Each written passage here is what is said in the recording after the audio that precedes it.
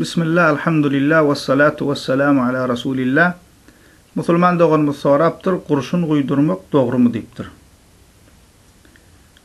Kurşun guydurmak näme musulman doğanlar? Käbir halklarda, käbir yurtlarda şeýle bir ýörelge bar. Bir kişi gözlegenler diýip pikir edilýän bolsa, jadylananlar diýip pikir edýän bolsalar, şol kişini getirip oturdiýarlar, soňra kurşuny eredýärler.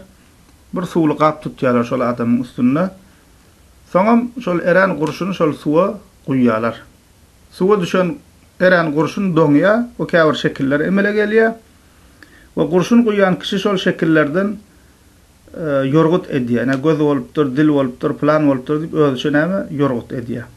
O şeýle käbir kişiler şuň netijesinde gözden dilden açyljagyna, jadydan açyljagyna inanýar. Käbir ýerde göz dil üçin edýärler, käbir ýerde jady üçin edýärler. Bu durly halklarda bar.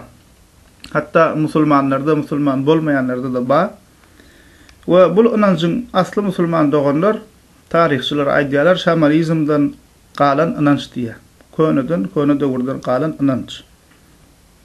Dinimizde musulman doganlar musulmançylykda bir musulmanyň bu hili zatlary inanmaklygy dogry däldir. Özüne kurşun guýdurmaklygy, birine kurşun guýup bermekligi, bu zatlaryň täsiriniň badygyna inanmaklygy dogry däldir. Bu hili inançlara hiç bir delili, subutnamasy bolmayan, dinne asla esasy bolmayan, dinne maslahat berilmedik, bilim taýdan maslahat berilmedik. Bu hil inançlara diýilýär hurafa, batyl inançlar. Bir asla esasy bolmayan boş inançlar. O musulman adam bu hil zatlary inanmaly däl. Kişiniň inancına görä şol amal, şol hereket, şol inanç şirken bolup bilýär. Eger de birden ka şol kurşunyň özü goraýamka, özüniň bir täsiri barmyka diýip inanaýsa, onda şirken bolup bilýär.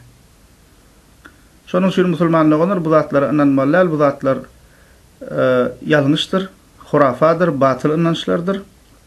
Eger gözden dilden goranjak bolsaň, eger gözlegen bolsa, ondan aşşak bolsaň, bejergetjek bolsaň, hemmesiniň nähilek etmeligi Kur'an we sünnetde bize öwredilipdir. Peygamberimiz Muhammed sallallahu aleyhi ve sellem bize öwredipdir. Ayatul Kursi, Felak, Nas, Fatiha surelerini okumaly, daşyndan başga da okumaly, doga dilegleri bar.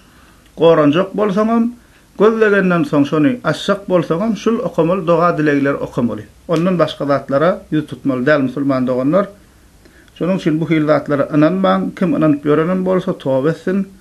Millete kurşun goýup şeýle diýip şunu inandyryp ýörenen bolsa, şu zatlar edip ýörenen kişilerem näme? Şu zatlardan el çeksinler, tawba etsinler. Elhamdülillahi rabbil alamin.